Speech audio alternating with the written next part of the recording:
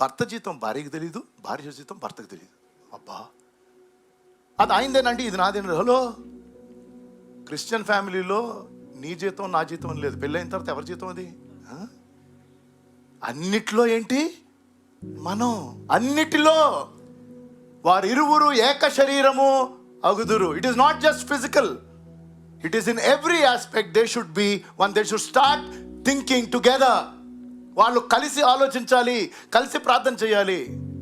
ఇది భార్యాభర్తల couple session కాదు, సందర్భం వచ్చింది కాబట్టి చెప్తున్నాను.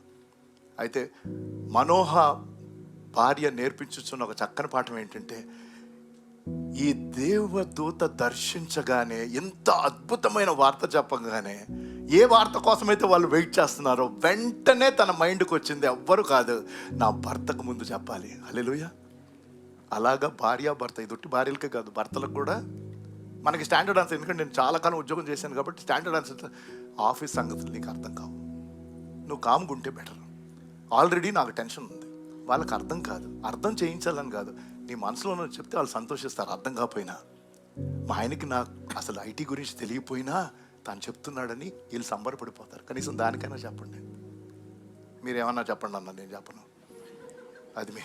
కానీ జీతం మట్టుకు చెప్పు బాబు.